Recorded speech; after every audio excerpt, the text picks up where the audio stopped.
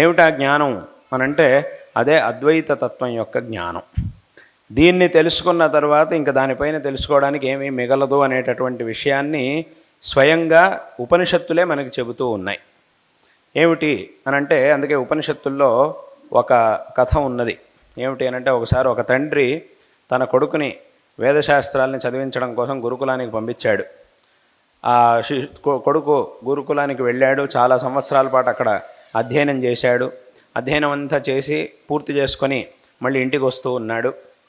గురుకులం నుంచి ఇంటికి వస్తూ ఉన్నటువంటి రోజు తండ్రి ఎదురు చూస్తున్నాడు. ఇవాళ నా కొడుకు అధ్యయనం పూర్తి చేసుకొని వస్తూ ఉన్నాడు అని చెప్పి చాలా సంతోషంగా తండ్రి ఎదురు చూస్తూ ఉన్నాడు ఆ కొడుకు రాక కోసం. ఇంతలో కొడుకు రానే వచ్చాడు. ఇంటి దగ్గరికి ఇలా నడుచుకుంటూ వస్తున్నాడు. వస్తూ ఉన్నప్పుడు తండ్రికి చాలా సంతోషం కలిగింది. నేను చక్కగా చదివించడానికి పంపిస్తే అంతా చదువంతా పూర్తి చేసుకొని వస్తున్నాడు, చాలా సంతోషం అని బాగా సంతోషిస్తూ ఉన్నాడు తండ్రి. అయితే ఆ కొడుకు నడుచుకుంటూ రావడంలో ఒక విశేషాన్ని తండ్రి గమనించాడు. అంటే ఒక విలక్షణమైనటువంటి వాడిలో ఒక స్వభావాన్ని తండ్రి గమనించాడు. ఎలా ఉన్నాడు? మామూలుగా అయితే వాడు ఎలా ఉండేవాడో అలా నడుచుకుంటూ రావట్లేదు. వాడు నడుచుకుంటూ రావడంలో విపరీతమైనటువంటి అహంకారం కనబడుతుంది. సామాన్యంగా లోకంలో మనం చూస్తే బాగా అహంకారం ఉన్నటువంటి వాడి ప్రవర్తన ద్వారానే మనకు తెలుస్తుంది. కొన్నిసార్లు వీడి నడకను చూస్తేనే తండ్రికి అర్థమైపోయింది, వీడు చదువుతో పాటు విపరీతమైన అహంకారాన్ని కూడా బాగా తలకెక్కించుకొని వచ్చాడు, నాకు అన్నీ తెలుసు అనేటటువంటి అహంకారాన్ని కూడా బాగా ఎక్కించుకొని వచ్చాడు అనే విషయం తండ్రికి అర్థమైంది. వాడి ఇంటికి రాగానే దగ్గరికి రాగానే తండ్రి చెప్పాడు, చాలా సంతోషం రా, నువ్వు వెళ్ళావు, చదువుకున్నావు, వచ్చావు, చాలా సంతోషం.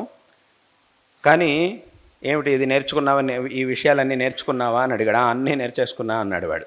అయితే ఒక్క విషయం అడుగుతాను నిన్ను, దాని గురించి చెప్పు అని అన్నాడు. ఏమిటా విషయం అన్నాడు. ఒక వస్తువు ఉంది, ఒక విషయం ఉన్నది, దాన్ని గనక తెలుసుకుంటే ఇంకా తెలుసుకోవడానికి ఏమీ మిగలదు. అలాంటి విషయం ఒకటి ఉంది, దాన్ని నువ్వు తెలుసుకున్నావా, దాని గురించి నీకు చెప్పారా పాఠంలో అని చెప్పి అడిగాడు తండ్రి.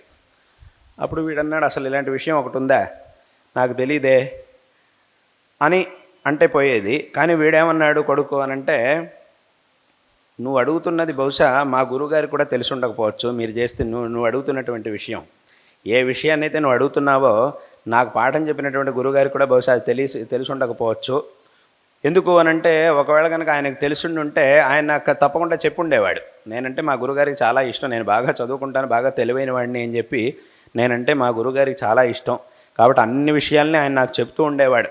చాలా రహస్యమైనటువంటి విషయాలన్నింటినీ కూడా ఆయన పిలిచి నాకు చెప్తూ ఉండేవాడు. మిగతా విద్యార్థులకు చెప్పేవాడు కాదు, చెప్తాడో లేదో అది వేరే విషయం, కానీ నాకు మాత్రం అన్ని సరహస్యంగా అన్ని విషయాలు చెప్పాడు. కాబట్టి నాకు ఆ విషయం చెప్పలేదు అనంటే బహుశా ఆయనకు కూడా తెలిసి ఉండకపోవచ్చు, ఇదేమిటి కొత్త విషయం ఏమిటిది అని వాడు అడిగాడు. అప్పుడు తండ్రి అన్నాడు, ఆయనకు తెలుసో లేదో అది వేరే విషయం, కానీ నువ్వు అలా అనకూడదు. గురువుకు నువ్వు ఇలాంటి విషయాన్ని నేర్చుకోకుండా, నాకు తెలియదు అనేటటువంటి విషయాన్ని నువ్వు ఒప్పుకోకుండా, మా గురుగారు కూడా తెలిసి ఉండకపోవచ్చు, ఆయనకు తెలుసో లేదో అది వేరే విషయం, కానీ ఆయనకు తెలిసి ఉండకపోవచ్చు అది ఇది అని అలా మాట్లాడకూడదు. ఇలాంటి విషయం ఒకటి ఉన్నది, దీన్ని నువ్వు తెలుసుకోవాల్సిందే, దీన్ని తెలుసుకుంటేనే అక్కడికి నువ్వు సరైనటువంటి జ్ఞానివి అనిపించుకోగలుగుతావు అని ఆ తండ్రి చెప్తాడు. ఏమిటి ఆ విషయం అనంటే అప్పుడు ఈ కొడుకు కూడా అడుగుతాడు, సరే నాకు తెలియదు కదా ఇలాంటి విషయం, నేను తెలుసుకోవాల్సింది, ఇన్ని చదివినా కూడా ఇంకా ఇదొక విషయం మిగులుందా, ఇలాంటి విషయం ఒకటి ఉందా, సరే అయితే అది ఏమిటో నువ్వే నాకు చెప్పు అని ఈ కొడుకు తండ్రిని అడుగుతాడు. అప్పుడు తండ్రి వాడికి ఉపదేశించడం మొదలు పెడతాడు. అదంతా కూడా ఉపనిషత్తులో మనకి కనబడుతుంది. అంటే మొట్టమొదట ఈ విషయాన్ని తండ్రి ఒక రకంగా ప్రతిపాదన చేసి కొడుక్కి నేర్పించాడు. అదంతా వీడు విన్నాడు. విన్న తర్వాత ఇంకా చాలా సందేహాలు ఉండిపోయినాయి మనస్సులో. మళ్ళీ అడిగాడు, సరే ఇదంతా బాగానే ఉంది, కానీ ఇదేలాగా అని మళ్ళీ దాని మీద కొన్ని ప్రశ్నలు అడిగాడు. మళ్ళీ దానికి సమాధానం చెప్పాడు తండ్రి. చెప్పి మళ్ళీ అదే విషయాన్ని ఇంకోసారి చెప్పాడు. ఇదంతా విన్నాక ఇంకా కొంచెం అర్థమైంది, కానీ ఇంకా అర్థం కావాల్సిన విషయాలు చాలా ఉన్నాయి, మనసులో రకరకాల ప్రశ్నలు వస్తున్నాయి. సరే ఇదంతా బాగానే ఉంది, ఇదేమిటి, దీన్ని మళ్ళీ ఇంకోసారి చెప్పు అని మళ్ళీ తండ్రిని అడిగాడు. అప్పుడు తండ్రి మళ్ళీ ఇంకో రకంగా వాడికి అర్థమయ్యేట్టుగా ఇంకోలా చెప్పాడు. అది విన్నాక మళ్ళీ ఇంకా కొన్ని విషయాలు అర్థమైనాయి, ఇంకా కొన్ని ప్రశ్నలు ఉండిపోయినాయి, మళ్ళీ ప్రశ్నలు అడిగాడు. ఇలా ఒక్కొక్కసారి తండ్రి వాడికి వివరించి చెప్పడం, వాడికి కొంత అర్థం కావడం, మళ్ళీ దాని మీద వచ్చినటువంటి ప్రశ్నల్ని వీడు తండ్రిని అడిగి ఇంకోసారి నాకు చెప్పండి, ఇది ఇంకా పూర్తిగా నాకు అర్థం కాలేదు, ఇంకోసారి చెప్పండి అని వీడు అడగడం. ఇలా 9 సార్లు అయింది. 9 సార్లు వీడు అడగడం, 9 సార్లు తండ్రి వాడికి మళ్ళీ రకరకాలుగా అదే విషయాన్ని ప్రతిపాదన చేసి ఉపదేశించడం, అదంతా అయిన తర్వాత అప్పుడు చివరికి వాడన్నాడు, ఇప్పుడు నాకు మొత్తం విషయం అంతా అర్థమైంది అని చివరికి ఆ కొడుకు అన్నాడు అని. అది మనకి ఉపనిషత్తులో ఉండేటటువంటి విషయం.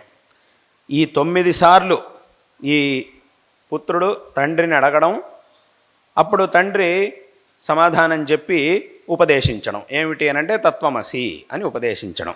తత్వమసి అనేటటువంటి మహావాక్యం ఉన్నది. 4 మహావాక్యాలు ఉన్నాయి. ఒక్కొక్క వేదం నుంచి 4 ఒక్కొక్క మహావాక్యాన్ని శంకరులు చూపించారు. ప్రధానమైనటువంటి మహావాక్యాలు 4 ఉన్నాయి. వాట్లల్లో సామవేదానికి సంబంధించినటువంటి మహావాక్యం తత్వమసి అనేటటువంటి వాక్యం. అంటే ఆ పరబ్రహ్మ ఏదైతే ఉందో నువ్వు ఆ పరబ్రహ్మవే, అదే నువ్వు అయ్యున్నావు, నీ యొక్క నిజమైనటువంటి స్వరూపం ఆ పరబ్రహ్మస్వరూపం అనేటటువంటి ఆ అద్వైత తత్వాన్ని బోధించేటటువంటి వాక్యం, అదే మహావాక్యము అని అంటే. కాబట్టి ఈ మహావాక్యం అక్కడే మనకి కనబడుతుంది. సామవేదం యొక్క ఆ ఛాందోగ్యోపనిషత్తులో అక్కడ ఈ మహావాక్యం అనేది కనబడుతుంది. ఆ తండ్రి కొడుకుకి అద్వైత తత్వాన్ని ఉపదేశించేటప్పుడు చెప్తున్నాడు, తత్వమసి అని చెప్తున్నాడు.